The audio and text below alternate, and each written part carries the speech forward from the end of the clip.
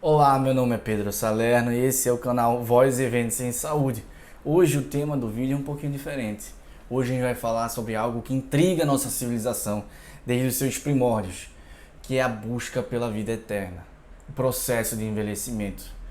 Nunca se viveu tanto na nossa sociedade e nunca se estudou tanto esse envelhecimento. Como se envelhecer de forma mais saudável, de forma mais jovem e se viver mais.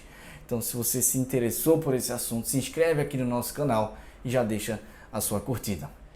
Então vamos lá, diante desse cenário, desse contexto de querer saber mais sobre o envelhecimento, dois pesquisadores, Jeanne Pes e Michel Purlan, eles estudando zonas em que as pessoas viviam mais, que existia uma maior concentração de pessoas centenárias na Sardenha, eles manualmente pegaram uma caneta e circularam vilarejos na Sardenha em que existia essa maior concentração de pessoas. Circularam com uma caneta azul essas regiões. Dentro do trabalho de Jeanne Pes e Michel Purlan, um jornalista e escritor da National Geographic, Dan Buettner, ele se interessou por esse assunto, ainda mais pela história que ali estava sendo criada, pela capacidade de Jeanne Pes e Michel Purlan delimitarem esses vilarejos fazendo um círculo com uma caneta azul. E aí ele teve uma sacada. Aquilo ali estava delimitando não só círculos, mas zonas azuis, zonas em que a população se vivia mais. Então ele expandiu esse trabalho e foi procurar agora no mundo inteiro quais eram as zonas em que as pessoas viviam mais e ainda perguntar por que elas estão vivendo mais, como é que elas vivem para viver mais. Então ele cunha esse termo Blue Zones e expande o seu leque. E ele delimita 5 zonas, 5 regiões em que as pessoas viviam mais. Temos a original, a Sardenha, e aí temos mais 4. Tem nos Estados Unidos a comunidade de Loma Linda, na Costa Rica, Nicoya, Icária na Grécia e para fechar o grupo, Okinawa no Japão. Então começando por Loma Linda na Califórnia, nos Estados Unidos. Essa comunidade ela contém uma grande quantidade de pessoas que são adventistas do 7º dia.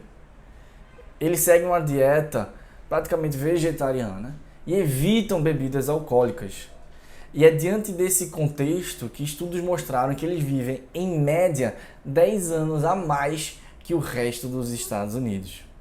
A gente parte então agora para Costa Rica, a península de Nicoya. Os habitantes dessa região, eles têm o dobro de chance de chegar até os 90 anos se comparado com os americanos. O estilo de vida deles enfatiza a fé, a família, e eles possuem uma dieta baseada em arroz, feijão, carne, peixe e frango, além de um consumo mínimo ou zero de alimentos processados. Veja que tem uma similaridade muito grande com a alimentação do Brasil, principalmente do Nordeste brasileiro também. A gente volta agora para Sardenha, na Itália, essa ilha que abriga os homens com a maior longevidade do mundo. A população ela é muito ativa fisicamente. Naturalmente incorpora o exercício, a movimentação corporal no seu dia a dia. Eles possuem uma dieta com predomínio vegetariano também, muita fruta, vegetais e massa de trigo integral. E eles prezam muito pelo relacionamento interpessoal. A gente parte então para Icária, na Grécia. Lá, cerca de 8.000 pessoas vivem nessa pequena ilha grega. A grande maioria tem uma dieta plant-based e tem uma vida social muito ativa. Eles dão cochilos durante o dia. E um estudo demonstrou que 6 a cada 10 habitantes dessa região, acima dos 90 anos, ainda incluem no seu dia a dia atividades de moderada intensidade. Então, se mantém ativo na região de Ikaria, na Grécia também. Por último, a gente chega em Okinawa, no Japão. Aqui é onde vivem as mulheres com as maiores expectativas de vida. Elas vivem além dos 80 anos, a maioria das vezes sem grandes comorbidades ou doenças que geralmente afetariam pessoas da idade dela. Diante dessas 5 zonas, ele aprofundou esse estudo muito mais detalhado do que eu trouxe aqui para vocês. E ele chegou a 9 conceitos, 9 princípios, o que ele chama de poder dos 9, que seriam princípios norteadores para uma vida mais saudável e uma vida mais longa, com menos comorbidades, com menos limitações. Então, o primeiro desses pilares é o natural movement, é movimentação natural. O que é isso? É incorporar a movimentação física no dia a dia. Então, os idosos que vivem nessas zonas azuis, eles naturalmente caminham, fazem jardinagem. Na medida que eles vão se locomovendo na cidade, eles se mantêm ativos. Então, eles não ficam presos em suas casas. Eles andam, eles saem. E ao sair, você faz a prática de exercício físico, você recruta a sua musculatura. Consequentemente, se você tem mais musculatura, você tem mais saúde óssea e você consegue ter mais qualidade de vida. Então, o segundo pilar é o senso de propósito. Esse senso de propósito ele pode fazer parte de várias filosofias dependendo da região que você se encontra. Então, na Nicoya seria o plano de vida. No Japão, Okinawa, seria o Ikigai. O Ikigai, traduzindo assim, bem bruto, seria o porquê de eu ter acordado hoje de manhã. Então, por que você acordou hoje? O que te move? O que faz você abrir os olhos e querer continuar lutando? Uma vida sem princípios norteadores, sem estímulo, se torna uma vida triste, uma vida mais suscetível aos transtornos da mente, que já estão diretamente relacionados a uma pior qualidade de vida e um envelhecimento com mais limitações. Então, se você tem uma responsabilidade com as pessoas que você ama, se você se sente bem realizado, se você possui hobbies, se você tem objetivos para crescimento pessoal e da sua comunidade, todos esses são fatores protetores para um envelhecimento mais saudável. O terceiro ponto, também muito interessante, é o controle do estresse. Estresse é algo que não te dá para evitar. Você não tem como viver uma vida sem estresse. E o estresse, ele é subjetivo. Estímulos diferentes para pessoas diferentes geram graus de estresse diferentes. O que a gente pode fazer com isso, como a gente lida, esse sim é algo que a gente pode controlar. Isso sim é algo que a gente pode treinar. E se viu que nessas zonas azuis, as pessoas tinham mecanismos de controle do estresse, mecanismos de como lidar com o estresse de modo mais saudável.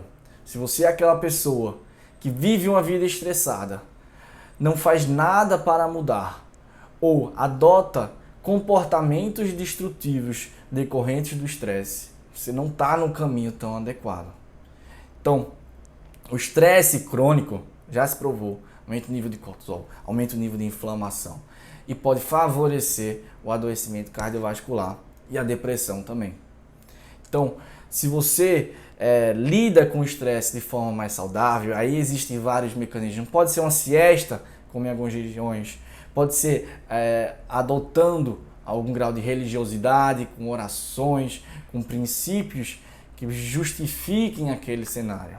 Pode ser também ir para um happy hour, confraternizar com família e amigos. Todos esses são mecanismos de você adotar e diminuir o estresse na sua vida. Chegamos então à próxima regra, que é a regra dos 80%. Então, as pessoas nessas zonas azuis, elas tendem a comer menos. Não no sentido de que menos do que elas precisam para sobreviver, mas muito mais no sentido que elas evitam comer demais. Então, a gente tem no Japão o princípio de Harahashi-bu, que significa você coma até você estar 80% satisfeito. Nunca coma demais, nunca saia empanturrado de toda a alimentação, porque isso contribui para o ganho de peso, consequentemente pode produzir os efeitos deletérios a longo prazo que já são extremamente conhecidos e fincados. Então, você tem um aumento do risco cardiovascular, tudo isso já está bem estabelecido. Então a regra dos 80% é: não coma demais, tenha moderação.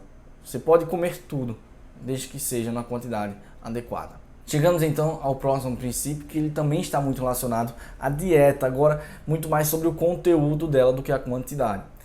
Essas pessoas nessas zonas azuis, elas tendem a seguir uma dieta mais baseada em verduras, vegetais, frutas, plant-centric que eles chamam, ou plant-based.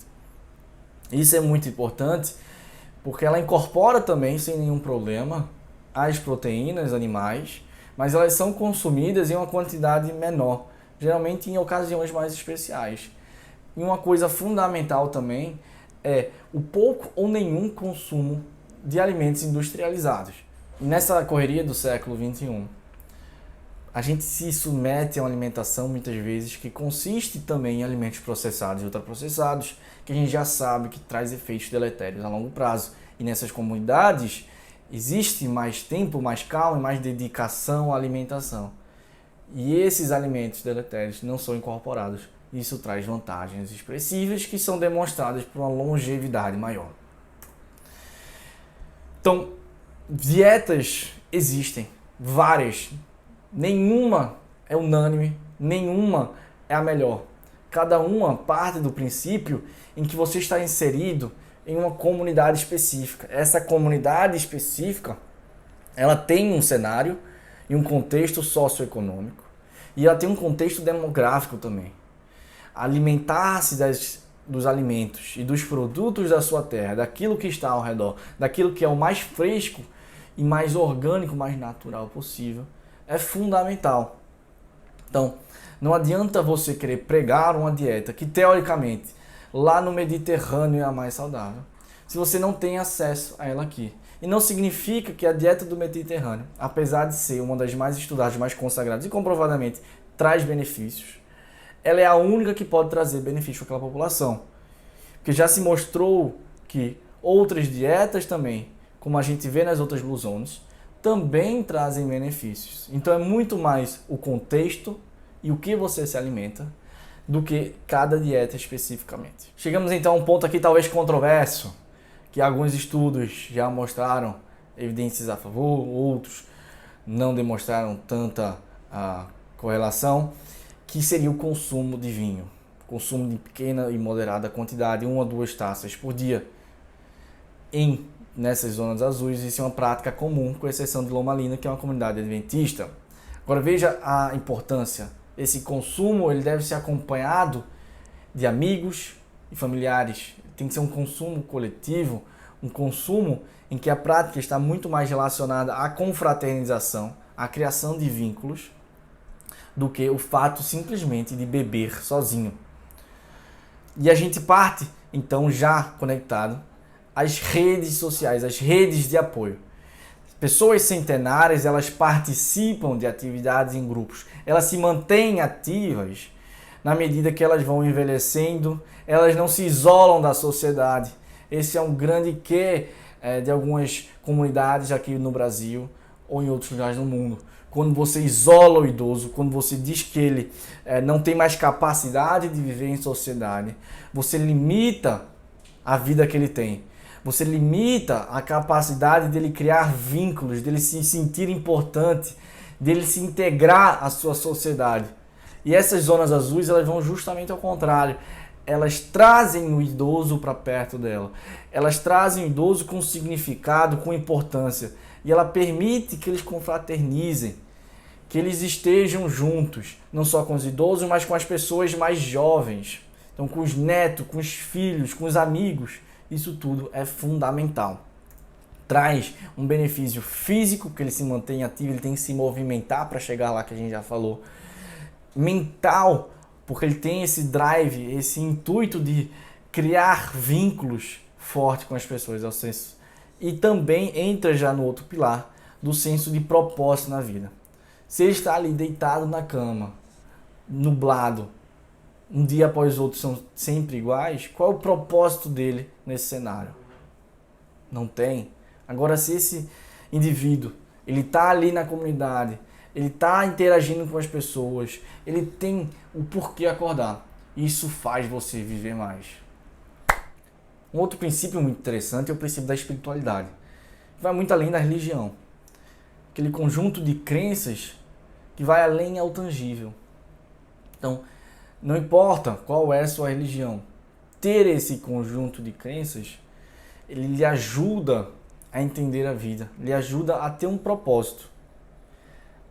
E, nesse cenário, foi visto também que as pessoas que frequentavam algum evento ligado à espiritualidade, pelo menos uma vez ao mês, obtinham diversos benefícios à saúde, como melhora da imunidade e diminuição do risco cardiovascular. Então esse é um outro conceito muito interessante.